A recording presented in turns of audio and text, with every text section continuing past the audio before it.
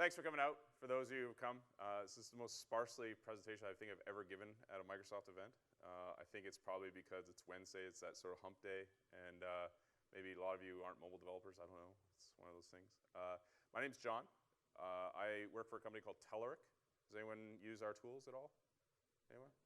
All of you, right? That's right. For posterity, I'll say all of you. Everyone's got their hand up. There's 100 people in this room right now. I used to work at Microsoft for 6 years. At that time, I was part of the developer evangelism team. We worked on a whole bunch of things, including evangelizing Internet Explorer. And thankfully, we have a new browser that we can talk about today, which is Edge. In this session, we're going to spend about 60 minutes or so talking about Edge on Windows 10 Mobile. So if you're a Windows 10 mobile developer or you're a mobile web developer, this is a session for you. We're going to be spending some time looking at Edge, poking it, prodding it, talking a little bit about some of the subtle differences that exist between Edge on mobile, Edge on the desktop, and talk about some of the things that you can use as a web developer going forward with this new browser that we have. So lots of great stuff going on.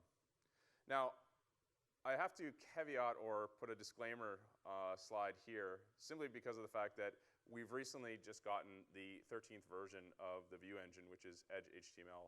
This was shipped a couple days ago. And so I've had to scramble wildly trying to find the right bits, the right emulators, just so that you folks can get some insight and information about this. So take everything in this presentation with a little bit of hesitancy because some things have changed, obviously, between when I actually cooked the deck and when I've actually done it. But I've actually updated the slides to reflect the latest changes, so that's good news. So I'd like to begin by talking a little bit about my experience with mobile web development. Can anyone tell me what device this is? Does anyone know? Slide phone, yes. Do you know, more importantly, do you know where this phone actually made its debut? What very popular movie filmed in Sydney, Australia? The Matrix, that's right. This is the slide phone that Neo had. This is the Nokia 8110, and this was the first of Nokia's high-end phones. And this was released in 1998, and there was a version of this that was released that was featured in The Matrix, and it had that sort of spring-loaded slider, and as soon as I saw that, I was like hooked. I wanted to have one. So this is not the 8110, but this is rather the 7110. This was my first mobile phone, and I was living in Melbourne at the time when I got it. This shipped in October of '99. And it actually was the first of the phones that Nokia shipped to feature a WAP browser. So WAP is a wireless application protocol. It's basically an ability to target a standard called wireless markup language, which is a horrible, horrible markup language. But the reason why I mention this here is because my first experience with doing mobile web was with this device here. And believe me, it was not pretty. You know, you could probably make a request to a gateway to get a score or a temperature, but that was about it. And you got a textual response in an 80 by 40 display in monotone, which was awesome. Obviously, everything gravitated towards these devices here. Everyone remember these devices? You saw these a lot in stock rooms, right? Styluses were constantly lost. This is the iPAQ 3630. This ran with 32 megs of RAM. So really pushing the envelope. And it featured a wonderful browser known as Pocket Internet Explorer. Does anyone remember that? Awesome. I love this device. This was probably the first forte on the mobile side towards DHTML. There was obviously an implementation here that allowed you to support a variety of standards, but was a wonderful, wonderful device for those purposes and gave you a lot of flexibility for that. Now, obviously, the migration towards more modern phones has progressed since then, and this is obviously what we saw in the late 90s / early 2000s until this device arrived on the scene featuring a mobile browser called Safari. This is the original iPhone, which shipped back in 2007, which is amazing when you consider how long it's been around and how much has been implemented. The first implementation of the iOS featured HTML support, so we had mobile Safari built in. Had a whole bunch of features in here that were great, and since then has shipped a number of iterations that will really help you as a web developer going forward. The whole reason why I mention this is because right now it's a really exciting time for us as web developers because now we have Edge, which provides a sort of continuum of a web experience that not only cross-cuts between desktop and mobile, but also now on Xbox One. I don't know if you guys saw, but last week Xbox One the Edge was shipped on Xbox One last week, and I went ahead and updated my console. I don't know if you guys did it as well, but it's now available there as well. The great story about this is that Edge being available there gives us this ability to target this consistent evergreen browser. For those of you who don't know, an evergreen browser is a browser that is continuously updated, much akin to Chrome and Firefox. So now Edge has this promise of delivering something just like that. Now, if you're not familiar with Edge, Edge is the default browser for Windows 10 Mobile. It features the new view engine we have called Edge HTML, as well as the runtime engine for JavaScript known as Chakra, which it was introduced in IE 9. Edge HTML began the fork back in early 2004.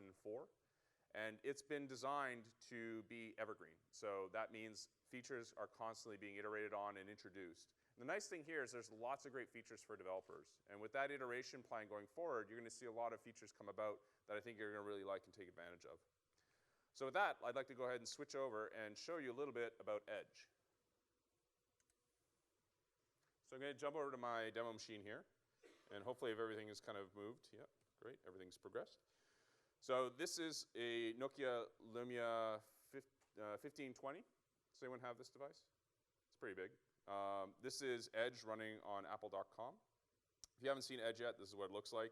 Very minimalistic sort of view. We have a variety of settings that we can go ahead and bring up, obviously. We have the ability of sharing favorites. One thing that is highly touted within Edge on the desktop is to be able to apply ink to this. That is not available on Edge for mobile, so there's one difference already. But you can share things like you can do sharing of sync data such as favorites, reading lists, etc. There's great support for a variety of options here. And one of the things that we'll take a look at here is support for capabilities in the device itself, specifically for developers. But as a whole, it's a pretty nice experience. So we have built-in tab support. We can go ahead and navigate to different items. And really what I want to concentrate here is the experience for you as developers going forward and what this means to you.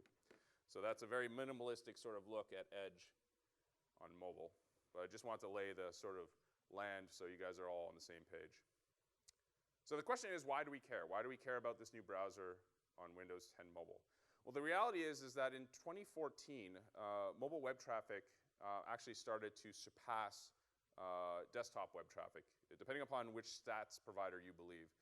Now granted, a large portion of that mobile traffic does come from apps, but a good chunk of it does come from the browser. And so with mobile web usage ramping up, it's very important that the browser that we target here, in this case Edge, continues to innovate to drive the requirements of those next generation mobile apps. And just kind of reinforce that point, I've taken some data here from StatCounter, which is an online statistics provider here, and taken it all the way back from 2008 all the way up to today. And as you can see, the trend is actually converging, where the top line here is desktop internet usage, the blue line there representing mobile usage. So you can see there's just been a huge spike in terms of mobile usage support. So that's why you should care. Now, let's talk a little bit about the nitty-gritty, the essentials. So I am running a Mac up here. You may not see that, but there's a Mac running up here. And one of the things you may not be aware of is that if you are running a Mac, which I know some of you are, you can actually get an instance VM of Edge running within a VM quite easily with Parallels, which is my choice of VM technology. It's very easy to do. You simply just go ahead and fire it up, and it gives you these options here for downloading and managing within your development environment. Another change that's been made is the user agent string.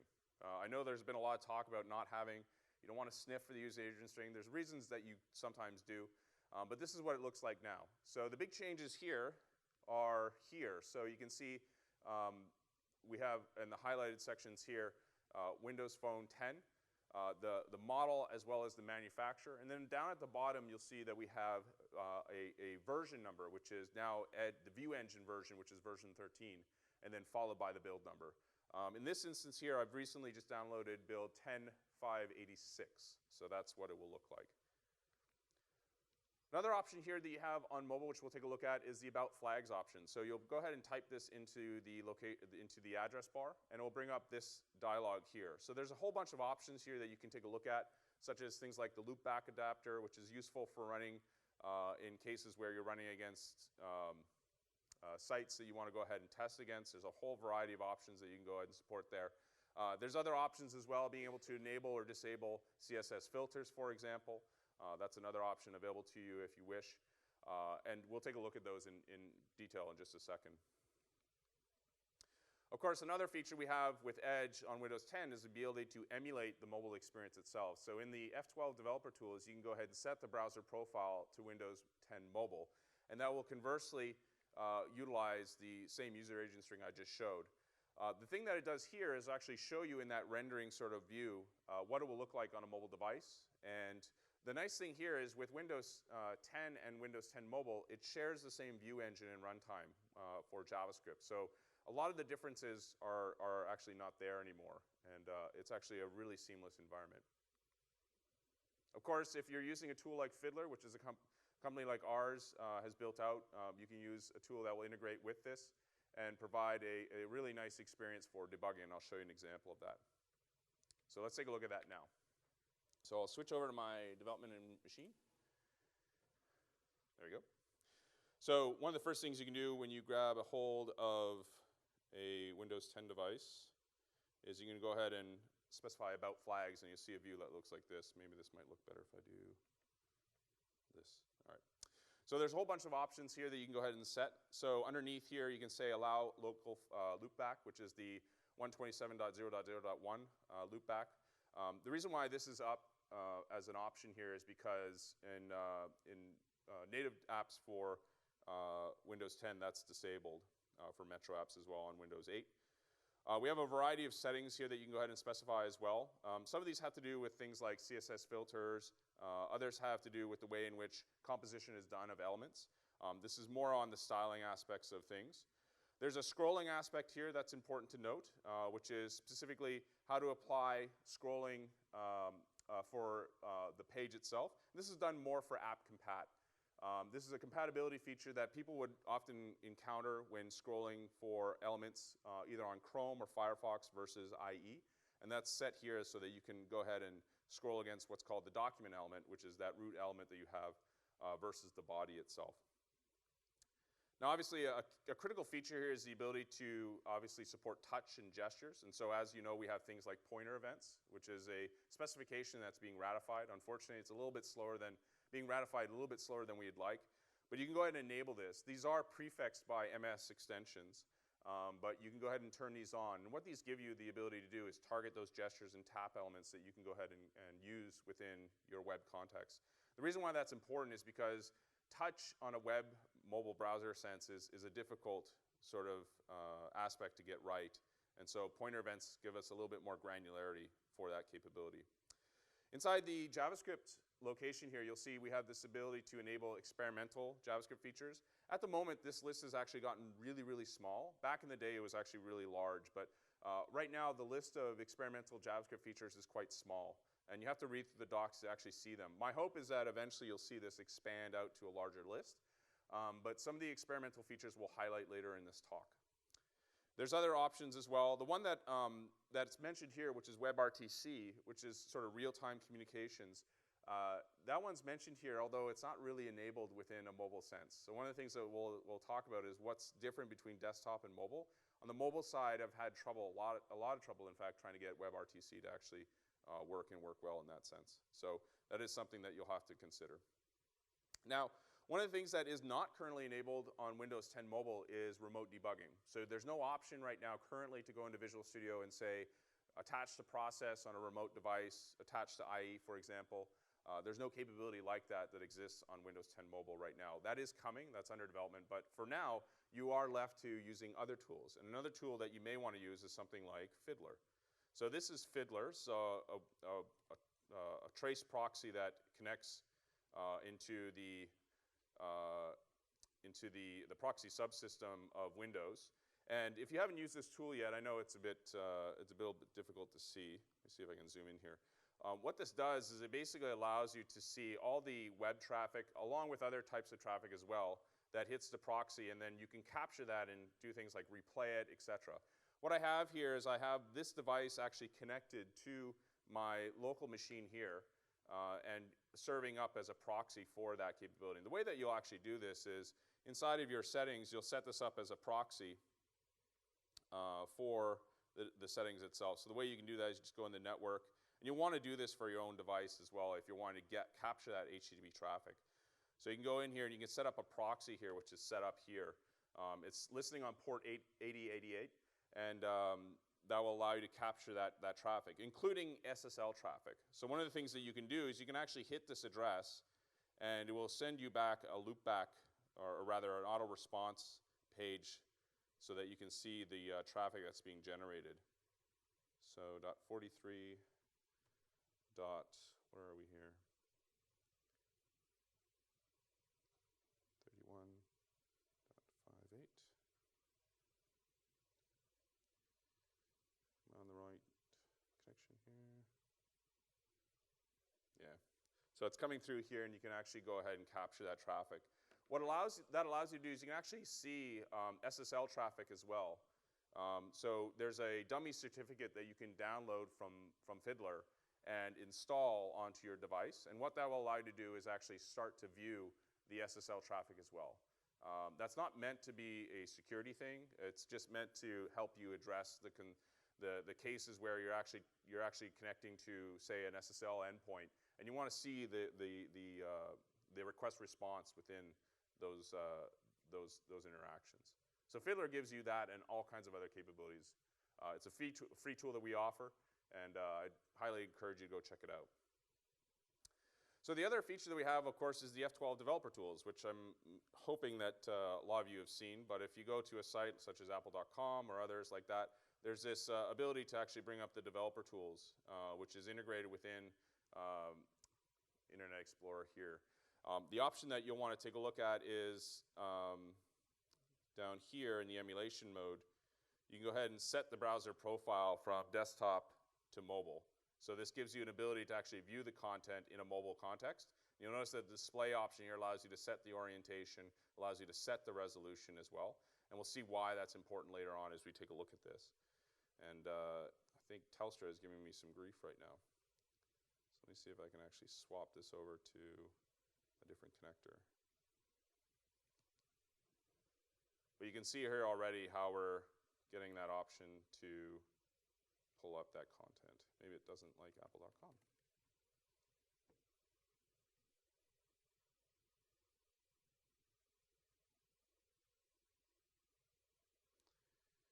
Awesome.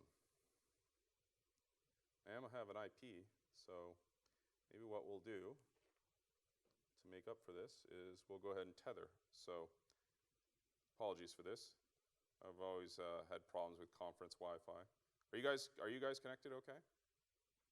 All right. I'll turn on my hotspot then. See if this works.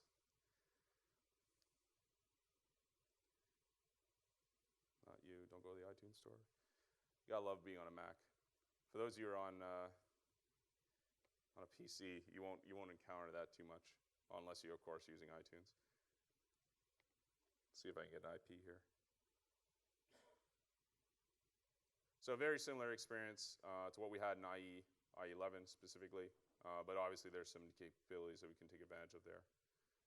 For some reason, it's not giving me IP. This is a thing you'll have to wrestle with sometimes within Parallels is, you know, which one is going to give me the IP.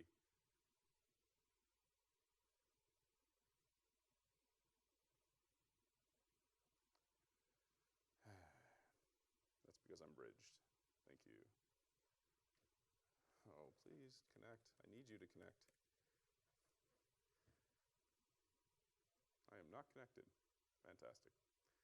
All right, well, we'll drive the demos through this device then. We'll see how that works then. Apologies for that. I'm not sure why I'm getting some grief here. I'll turn off the proxy and we'll continue on with our demos. So the reason why this is important is because obviously in this context, when we're actually developing for mobile, we want to make sure that we can actually get a seamless experience between desktop and the mobile side. And we do indeed get that, which is great. Let's switch back to Ignite. All right. So that's a brief lap around some of the essentials that you'll have to know about in terms of Windows Mobile 10 and Edge. Now, a brief word about hybrid app development. So anyone here building mobile apps using PhoneGap, Cordova? Anyone? Well, if you are, and if you're not aware of what I'm talking about, that's fine too. PhoneGap/Cordova is an ability to create hybrid applications. What's a hybrid app? It's an app that uses a full-screen Chromeless web view, or in some cases a contained web view, within a native app container. And this is typically done to target mobile platforms such as iOS, Android, and of course, Windows 10 Mobile. So we have a new web view with Edge. This is the web view that we can go ahead and target. It's available by this MIME type here. And the reason why this is important is because Edge HTML is available for not only all universal apps, but also apps that are built using PhoneGap/Cordova. So the way this works is that with the latest release of Cordova, which is 4.0, it's been renamed recently to Cordova for Windows 10. What we can do is simply go into our configuration settings, which is in config.xml, which is part of our build process, and set the value here for our target and for our phone to 10. And what that will do is actually utilize that new web view, which allows us to utilize, obviously, Edge, which is great. So moving along, obviously HTML5 and HTML5 5.1 is a critical aspect. And the good news here is that we continue along that sort of journey, if you will, to supporting some of the latest and greatest features. This is a site called the HTML5 test. So at html5test.com, you'll be able to go ahead and hit this with any browser. And what this will do is do a set of feature detections to determine what capabilities your device has or browser has for HTML5 capabilities. And the good news is that in the latest iteration here, you can see we've got support for 442 features out of a possible 555 points. I think this number has recently changed with the latest iteration that we've recently shipped. But the good news here is that we're actually getting really, really good traction in terms of HTML5 on the Windows side. Currently with iOS, we're at 409. Other notable browsers, of course, include Android, which is at 452. So we're really, really doing well. If you're a developer targeting mobile, this is going to be dearly important to you. So capabilities such as Canvas, capabilities such as WebGL, capabilities such as the ability to utilize source sets and pictures and things like that. All these new elements that we have available to us in HTML5 and 5.1 are now available to us in these mobile browsers. So some of the new capabilities that have recently been supported inside of Windows 10 Mobile on Edge include the meter element. This provides you a way to visually depict a measurement of a known scale.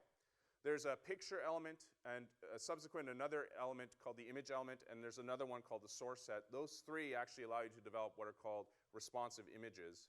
The picture element provides you with a simple way to achieve responsive images. And the way that does that, it allows you to target these adaptive layouts that are on these devices. So orientations such as landscape or portrait, as well as width orientations as well. So you can actually have different images display for different widths. And that actually helps in terms of performance as well, as we'll see in a demo later on. The image element allows you to specify things like a source set or sizes. And what that allows you to do is you can actually give a list of images that you want to provide to different types of orientations and different types of resolutions. And those attributes really drive a large part of the responsive images that people are looking towards. The template element is really critical towards a new specification called web components. Web components are this sort of thing that's coming really quickly, and it's being driven by a lot of organizations, including Google. The template element is an inert section of HTML. So if you have this block of HTML that you don't want to process, but you want to reference later on, that's what you can use now for the template element. So you can denote this section or fragment of the HTML as a template and then utilize it later on. Turns out the template element is one of 4 key elements of web components. So the key elements are shadow DOM, which is changing as well, templates, HTML imports, which is the ability to reference those fragments, and custom elements. So you can actually create a custom element like, you know, the Ignite element or the Microsoft element and have it referenced as such. So you don't need to have this sort of div soup now. You can actually have an element that means something semantically.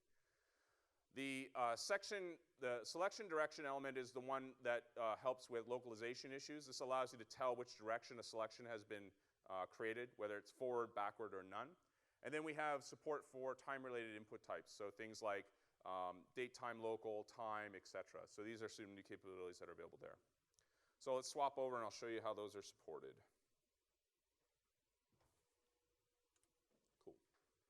All right, let's jump into Edge. And assuming we're off the proxy. So there's a variety of input types that you can have. This is a sample page by Robert Nielman. Love Robert, great guy. You can see these are the variety of input types. So this is where you have an element that says input and then type equals something. So you can see we have a variety of elements type here. So color currently is not supported. We do have things like date, time, email, things like that. Here's the time element. So this gives me a native integration here with the time. This is new in mobile. Windows 10 mobile.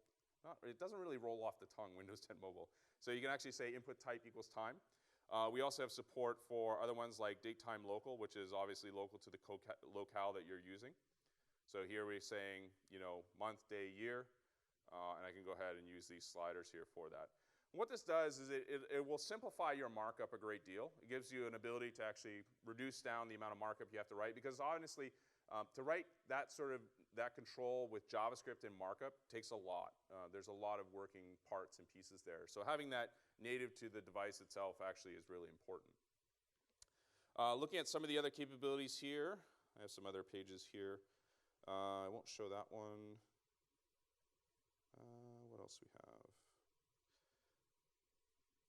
So here is an example of the meter and progress bars. So these are represented using just meter, angle bracket meter, angle bracket progress.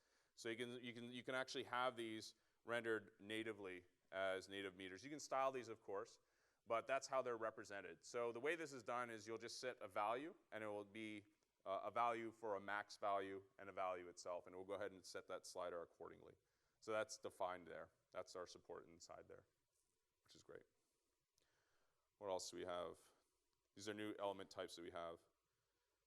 I'll leave the other ones for another example, but I'll just jump back here. So a lot of the HTML5 integration within Edge came with IE9. So IE9 actually drove a lot of that innovation around HTML5, where they introduced things like Canvas support, like SVG support. So right now it's just iterative in terms of that. But the real change with Edge came with JavaScript. There was a lot of really good work done on Edge to support JavaScript itself. And obviously there's this law that people may have heard of. Jeff Atwood, the creator of Stack Overflow, famously wrote, any application that can be written in JavaScript will eventually be written in JavaScript. So along those lines, we want to make sure that we adhere to that. And Edge on Windows 10 Mobile does a fantastic job of enabling this story. So there's this compatibility table that's available online. What this does, it does a set of feature detects to determine what capabilities you support for various iterations of ECMAScript. So ECMAScript 6, which is the next version, as well as ECMAScript 7 are available there. You can see the variations here. So for various browsers on Android and iOS, you can see they have different levels of compliance. On Windows 10 Mobile, Edge actually supports 90% of ES6, which is great. ES7 is currently at, I think, 12%, but ES7 is so far away that we don't need to worry about it too much. Some of the landmark features that are supported in Edge on mobile include things like the spread operator, which allows you to expand these iterable expressions into individual arguments. I'll show you an example of that in a second. We have things like minor but nice features like object literal extensions. That allows you to basically have a concise definition of properties and methods. Template strings, which are useful for allowing expressions to be evaluated within a string literal. For of loops. Some of the big ones that people mention oftentimes are things like promises, which if you've used various frameworks you've been exposed to. Type arrays, which are very important as well. Arrow functions are nice. It's a way of providing a shorthand for a function keyword, and provides binding to, obviously, the this property as well. And a whole other host of capabilities that are supported there. So here's an example of the spread operator. This is denoted by the ellipse, so 3 dots in a row. So the example here is that if I apply the spread operator to an array, 32, 5, 20, that actually turns, that actually represented as that set of arguments that you see there. So the way this does, it just expands those expressions into individual arguments. So, and the reason why this is nice is because you can actually start to construct some really powerful statements here. Traditionally or currently with JavaScript, you have to do this via the apply method. So that sort of grayed out statement is how you would do it today. So the ellipse or the spread operator allows you to simplify your code for that. Another feature supported in Edge is object literal extensions. So what this allows you to do is basically clean up a little bit of your code. These are shorthand properties. This will allow you to save some keystrokes here. So here we have an object literal defined in ES5. The first version, the first person that you see there, so we have to say property valued. And what I can do now in ES6, and this is supported in Edge, is just say name favorite ID, for example. They're having a lot of fun over there. Another example, I apologize for the font. I had to shrink this down just to get it side by side. This is known as shorthand methods. So rather than having to say explicitly function and then the scope limiter, which I've missed at the end, I can simply just say ring and then define the scope directly. So that's a shorthand method. Arrow functions, these are great. You've seen these if you're used C#. These are basically anonymous functions. So basically what you see on the left can turn into what you see on the right. So this is again supported on Edge within mobile itself. So an example might be, say, I want to declare a function variable called func, and then it returns some array that I want. I can then simply use the fat arrow notation to do that. Another capability is ASM.js. So ASM.js is a really interesting sort of project that's been driven by Firefox, the folks at Mozilla. And it's really, it's actually a pretty simple idea. It's basically a subset of JavaScript. And the reason why it's defined is because there are a lot of assumptions you can make when you kind of constrain what JavaScript can do. And so what ASM.js is this sort of intention to provide a compilation target. So its intention is to provide a compilation target. You'll typically write this in some other language because obviously everything compiles to JavaScript. And what this means is basically it's not intended or designed to be written by hand, but it's just JavaScript. And it's JavaScript with some extra notations and some more information that can be given to the JavaScript runtime and the compiler to really make it very explicit about what the content and the code is. The reason why this is nice is because when you make a subset available, you can start improving the performance, the runtime performance. You can do ahead of time optimization. And so ASM.js, which is supported in Edge on Windows 10 Mobile, will give you some of those scenarios that if you're doing games, for example, for mobile, that will give you an advantage there. All right, let's take a look at some examples using our mobile device here. All right.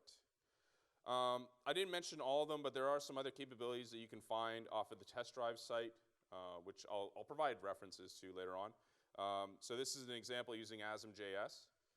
So this was published last week, and what this is just using, there's an open source library you can use for automating chess battles, and they've gone ahead and done that and optimized it using ASM.js. And so what this is two computers fighting against each other.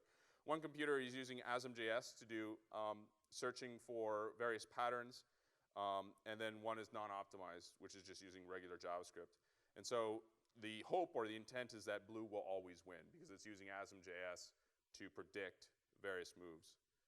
And you can see the differences here. There's a whole variety of calculations that are being conducted for this. But again, ASM.js is not meant to be written by hand. It's meant to be a compilation target. But the intent here is that you'll go ahead and use this. And ASM.js lost. Awesome. It's not always the hope, I guess. But the idea here is that you can actually optimize for this and provides useful characteristics for games and things like that. Now, one thing that comes up is, we don't have remote debugging, but we can do some other things. I showed you an example of that with Fiddler. It turns out there's another capability as well that you can enable, which is in the settings dialog. I'll show you here. In the update and security options here, there's this section here called For Developers. If you go down here, you'll notice that there's this section here called Device Portal. What is that? Well, the Device Portal is an area where you can go and connect to a server that's running on this device and will show you heuristics about the device itself, such as what is the CPU level at, what are other characteristics at, etc. And to demonstrate that, what I'm going to do is I'm just going to disable the network here because obviously I'm having some problems with it. I'm going to fire up Chrome, and I'm going to hit a web page here, which is the one that is hosting that instance. So this is this browser here, this Chrome instance, is actually hitting the device portal that I have hosted on my device, this guy here. So this is currently talking to this browser instance. And what you can do here is you can do, its intent is to side load apps. But you can also use it to monitor things like the processes running. This is running on my phone. These are the processes running on my phone. I can also monitor performance. So this is giving a live representation of CPU, memory usage, GPU usage, et cetera. So it's not remote debugging, but it does give you some information about what's happening on the device when you run these calculations, for example. So that turns out to be quite nice. I can also take a look at other characteristics like what are devices, what are the hardware capabilities of the device itself, what are the network capabilities of the device, et cetera. So that, even though remote debugging is not available, you do have some capabilities there, such as the emulation in Edge, hard to get that out, Fiddler tracking for watching what's hitting the wire, and then capabilities like this for monitoring remote performance.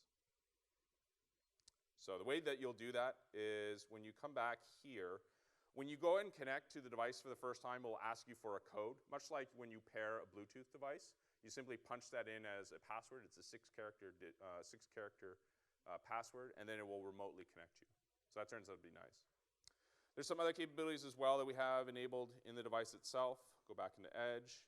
Obviously on the ES6 theme, the non-optimized version wins. I'm not sure why that happened, but there you go.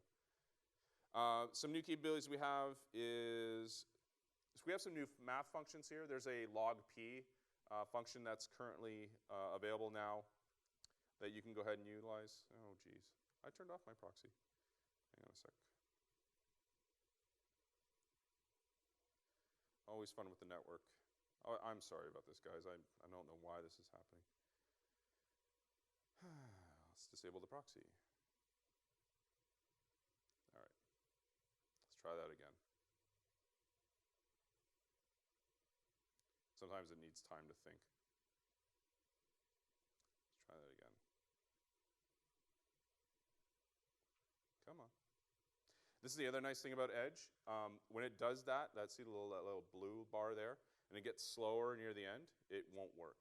I don't know why they do that. It makes me frustrated because I'm thinking it's going to connect, and it doesn't always. So that's awesome. Oh, no. It's all going pear-shaped now.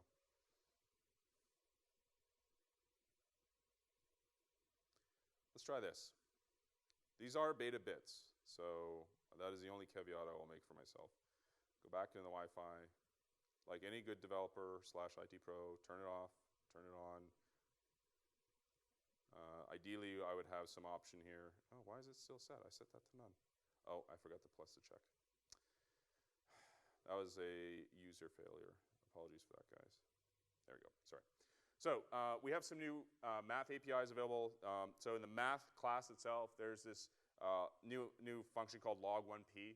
What this does is it gives you more precision over how a logarithmic calculation is done. The reason why this is done is for rounding errors that you'll see.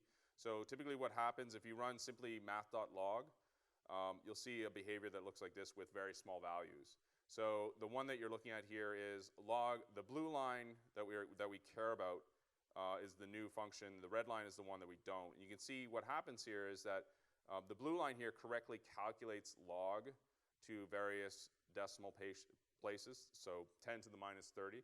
Whereas what happens is it just basically errors out, or doesn't error out, but rather increases the relative error for that. So that's a math function we have available too. Same goes for exponents as well. So here we have exponent m1 versus obviously the other character, and you can see that the value for that changes. So the one you want is the smooth line, which is the blue line, which is the one that is now currently supported in Edge. Jump back here.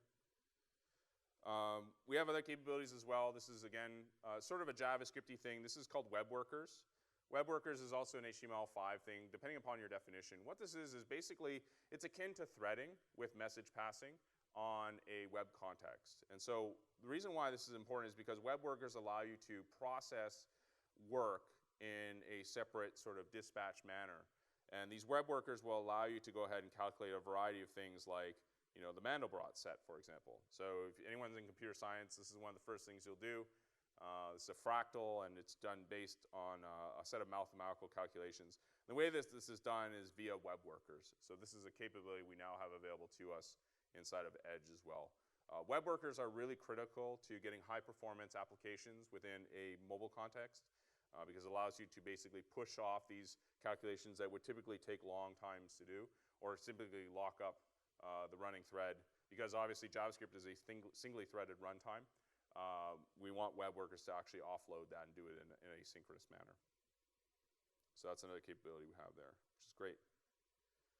Another facility which is great is CSS3 filters. So typically the way that this would work is these are filters that you will apply to an image, and these are done using CSS. And the question is, why would you do this? Why is this important? The reason why is because when you offset it to CSS, or you define it within CSS, one, your code gets a lot cleaner, but two, CSS is driven towards the GPU. So that actually frees up more calculation time for the CPU itself, which is something you want to do. So you'll actually get higher frame rates within the mobile context. The way that you'll do this is pretty simple. So here you can define these filter animations and these filters directly. So this is the filter there, filter : grayscale 50, opacity 10%.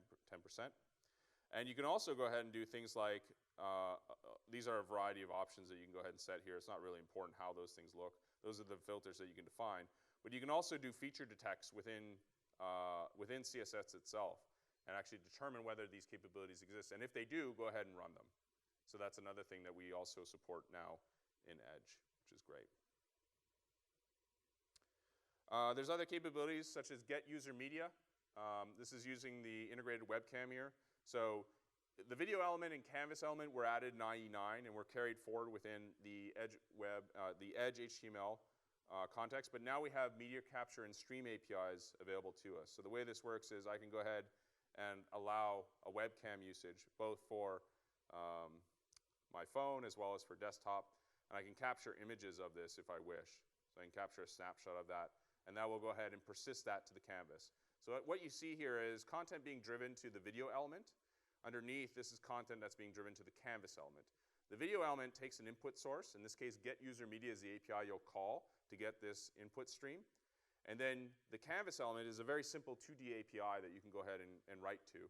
And simply writing an image is very simple. You just simply say, draw image. That's the API in Canvas to do that. I can also switch the camera, I think, yep, here. And this is my front-facing camera.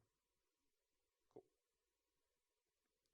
So there's some new capabilities in Edge that we have available, which is great. Another capability along the same lines is web audio. This has always been a hard problem for mobile. I've done a lot of demos with this on various devices, and none of them support web audio very well. Surprisingly, Edge does an amazing job on mobile. So what I can do here is I can actually allow it to use my microphone, and it will actually do a stereographic analysis of the audio coming in. So it's actually taking my audio coming in through the microphone, and it's actually displaying that on the screen. I've tried to do this on iOS 9. It's very difficult. Web audio is not very reliable on iOS 9, and it's also very difficult on Android as well. I don't know what the deal is, but it just doesn't work very well. So that's a nice capability. And the way this works is just simply using get user media again, this API that we have available, this one here. So that's the API that you'll call. This is available off the window object, and you simply just call that, and it will return to you a promise that you can go and get data from. So that turns out to be nice. All right. So switch back here. All right, so lots of features in JavaScript. You saw a little bit of the features in HTML5, which is great. Let's move on to responsive images. The reason why this is important, especially in a mobile context, is for a variety of reasons. But for one key reason, which is right now, as I said before, mobile traffic is getting close to exceeding desktop traffic. Depending on who you talk to, desktop traffic has been surpassed by mobile traffic. But a large chunk of mobile web traffic that happens on the browser is occurring within, the traffic itself is being consumed within images. So what this is the HTTP archive is a website you can go to. This was created by Steve Souders at Google. And what he does is he basically walks roughly 400,000 URLs and then breaks down what the pages are based on content type. So on the left, you can see an average web page that is for a desktop website. So this is where it's not a .m site, it's a desktop site. You can see on average, an average web page exceeds 2 megs today, which is astounding. On the right-hand side are for explicit mobile sites, which is currently over a meg. Now, on 4G networks, that's not really a big deal, but in other countries where networks may be not as reliable or not as quick, this is a huge deal. The other thing you'll notice about this is that a large chunk of the data that's being consumed is being consumed by images. So this is a really good problem for us to address with mobile, and this is something that we can now address with responsive images in Edge. This is a graph that I created using that data. So this is from 2010 all the way to 2015 this month. And the colors suck, but what I want to explain here is there's a good chunk of content. That yellow is JPEG. The orange is PNG. You can see how we're seeing a lot of data being consumed within images. And you know what's funny is a lot of people actually spend a lot of time optimizing, minifying their JavaScript. But in reality, JavaScript doesn't take up that much data at all. It's actually the dark purple that you see at the top there. It actually hasn't grown all that much. And in some cases, it's shrunk relative to other MIME types. So the best thing to do, if you're running a website today, the best thing you could possibly do is optimize your images. Don't worry about optimizing JavaScript. In terms of bandwidth, JavaScript is nothing. It's all about imagery, because that's where it's actually sucking up a lot of the bandwidth. That line that you see in the other axis there, that is the Google PageSpeed Index score on average for those 400,000 web pages. So on average, it's dropped, but it's slowly climbing its way up, which is a good thing to see. Another way to view this data is to take a look at it just in terms of imagery. So the light blue that you see right there in the middle part, that's just all images. So imagery is a really big problem, and it's actually something, the way that I've described this is that web pages suffer from an obesity problem, and images are the high fructose corn syrup of the web. And they are really blowing out our web pages. And the reason why this is critical to mention is because we need to make sure that our web pages stay lean and mean, especially in a mobile context. Now, how does this relate to responsive images? Responsive images are really nice because there's a whole suite of technologies we can take advantage of now that are supported in Edge, namely the source set, sizes, and picture element that I mentioned earlier. We can use those to get together to change not only the weight of the image that's coming down across the wire, but also the orientation, the look and feel, and we can support these various contexts that we may want to support for various devices as well. So in a case of a desktop or a laptop orientation, I may want to have a sort of full-featured image. This is a picture I took at the Team Canada trials for the Team Canada Olympic team that won the gold medal in 2010. I was there when they did the selections. That's Mike Green, he's a defenseman, and he was shooting a puck there. And what's interesting about this is, like, you know, on a desktop display, it's great, you get a whole context, but maybe on a mobile phone in a portrait orientation, you may want to just see a picture of Mike itself. Like, the surrounding elements around the defenseman isn't important, but you just want to see the player itself. With the picture element and source set and sizes elements and this support for responsive images, you can now do that. And moreover, you can actually serve down images that are smaller for those devices. So how does this work? Well, this is a feature known as resolution switching. And this is really going to help you in terms of minimizing the amount of data you have to send across the wire. What we can do is we can define a source set for a picture. And we can say in that element, hey, there's a variety of images that I have available up on my web server. These are for various orientations as well as various dimensions. So for example, I can have an extra large, large, medium, and small photo. And you can see the differences in terms of file size is huge, right? We've got an extra large image which is over a meg, or just under a meg, and then we have a small image that's only 53K. So we can utilize resolution switching in Edge, for example, and other browsers as well, to actually get this experience where you can actually see a great reduction in terms of file size and subsequently rather bandwidth. So you can actually consume a lot less bandwidth. In addition to that, with things like media element or media attribute and type attribute, we can actually get these different resolutions supported as well as with different file types as well. So let's take a look at an example that is utilizing that. And I'll switch over to my display here. Great. So if we take a look at an example here, let's see. Well, here's an example of the picture element. So the picture element allows me to define things like a source, and I can also specify different file types for this as well. So what this allows me to do is specify different file types, and if supported, I can go ahead and serve those down. The reason why you may want to do this is because it allows you to reduce the amount of data consumed by the bandwidth itself. And so, for example, a lot of people don't optimize their JPEGs, and in some cases, a web format or an image format like WebP is a lot more performant in terms of data on the wire. So I can actually specify those types similar to what I would do with the audio element or the video element, where I can specify different source types. I can now do the same thing for images with the picture element. That's an example of that. But where this comes into play, or where this is really meaningful, is, I don't have it listed here. It's all right. I'll just jump back here and just go here.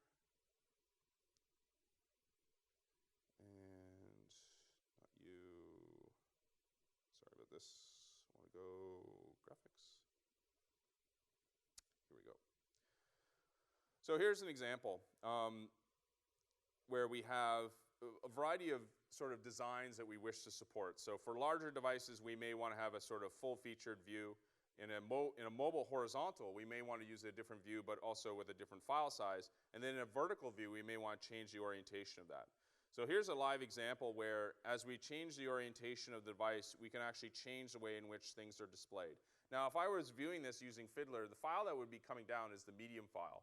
And I can actually change that accordingly if I want to. And you can see that in the traffic that's captured by a Fiddler. Another example might be if I want to change the orientation. Here's, by the way it will look in markup. I can actually show you a better example over here. So here's an example that would look like in resolution switching. So you define an image element, which is this guy here.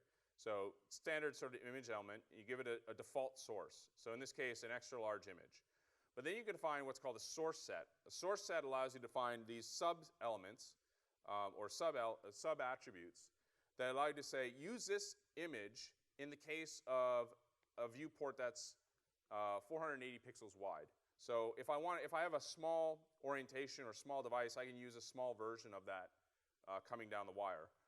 Conversely, if I wanted to, I could actually say, these are like media queries in that sense. I can say if my viewport is, say, 960 pixels wide, use the medium image, and if it's 1920 wide, use the large image. And when I do that, actually the resulting image that's being served down will actually be served down, and not all of them at once. So the way this works is the browser will actually see this description and actually do the right thing in terms of pulling the right image down the wire. So it'll actually pull the right image depending upon what viewport you're actually browsing the content with. So in this case, a mobile phone, for example. And that reduction in file size actually gets you a lot better performance. We can also do the same thing for various file types as well. So we can specify various different files. So if I wanted to use, I could use JPEG-X, which is a new file standard supported in X, to reduce the file size as well for those examples. And if supported, we'll actually serve those down. So here's how it might look. I can define a picture element. This is akin to an audio or video tag that you saw in HTML5. And inside there, I can specify a source element. And what this will allow me to do is specify these subsequent sources if I can support them, and I can pull those down in lieu of having that support, or if I don't want to pull down that image. So I can actually specify a set of images that I may want to pull down instead as part of that. I can also specify a direction element. So this is an example of utilizing that close-up image in an orientation where I'm in portrait mode. And then if I switch orientations here to, say, landscape, it will swap it back to a sort of wider view angle for that. So you can see if I switch it now to portrait, down here it's swapped that image dynamically for that sort of view that is more close up. And the way that that's done is through a media query. So inside of the source element, this is inside that picture element that you saw earlier, I'll specify a media query that will say if the max length, or sorry, if the max width is 700 pixels and the orientation is portrait, then use these images here. So with responsive images, you get a lot of capabilities that for free, essentially, that allows you to optimize your experience and ultimately minimize some of the bandwidth that's consumed.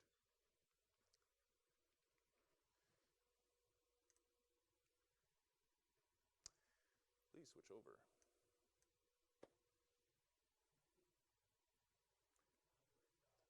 Restart it.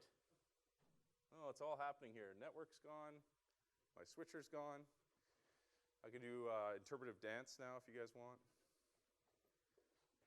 Yeah, it's got 6 flashing and 5 is not taking. Yeah. Sorry. Oh, it's all right.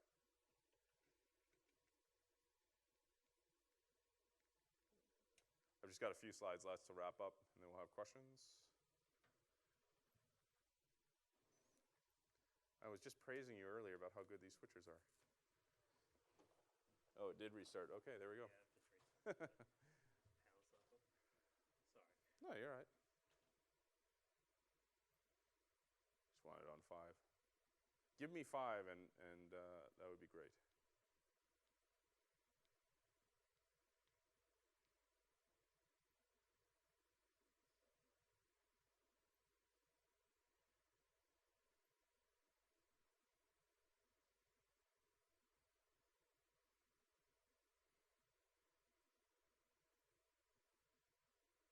This is why I'm a software guy. I'm not a hardware guy.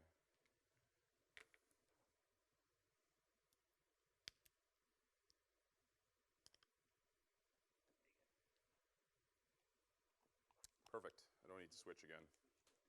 Yeah. No, I don't need to switch back. It's all good. Perfect. Thanks. Sorry about that. No, it's all right. All right, so just wanted to wrap up with some highlights here. One of the things that the team on the Edge team has done a lot is they've actually been really sort of transparent in terms of the features that they're supporting. So there's this web page that you can go to, which is the platform status. What they have here is about 256 now features that are listed, depending upon the usage area and how they're supporting them. The reason why they have this page here is to show you kind of if there's a feature you want that's being worked on, whether it's supported, whether it's not supported, whether it's in the queue, whether it's in development, etc. I actually took the data from there and I broke that down into a chart. What you want to see here is green, because that means supported. If it's not supported, blue means under consideration. So that means they're actually looking at features. And you can see the breakdown here. A large chunk of this is obviously driven towards CSS and JavaScript. That being said, there are a small number of web components capabilities, but they are huge in terms of impact. So there's capabilities in there like HTML imports, capabilities like the template element, which I mentioned earlier. Those are important. But this is sort of the breakdown of features that you'll see today. Currently, some of the ones that aren't being planned that I pulled out that I really would like to see include things like WebP image support. So currently it's not being considered even, it's just not being planned right now. Obviously, scope styles, which allow you to define these styles that don't have an impact on a global level. Microdata, which is really good for sharing data or content on web pages. MathML, which is obviously for displaying formulas on a page. Shared web workers, which is important as well as WebRTC. These are currently not being planned. These are some of the ones that I pulled out that I felt should be considered. But if you have some feedback, you can go to their feedback portal, which is here. And they've gotten a lot of feedback. These are the top ideas that they currently have on the backlog. So things like Shadow DOM, which I mentioned earlier for web components, custom elements, which is another element of that, and HTML imports. Those are currently on the backlog. The ones that they're working on are auto-updating older versions of IE, thank God. Native WebM, which is important obviously for audio. And then under review is currently animated pings. So if these ones are important to you, you can go ahead and vote for those on their feedback site. So just to wrap up, Edge on Windows 10 Mobile, very, very important, offers a lot of great capabilities. We have a shared view engine and runtime between desktop and mobile, so there's lots of capabilities for you to take advantage of. And as I said before, there's this sort of continuum of platforms that you can now target as a developer, but most importantly, on mobile itself. Here's some resources you can go check out, and don't forget to fill out your evals. Thank you very much. Are there any questions? I will give you 11 minutes back of your time. Go enjoy your dinner. Thanks, guys.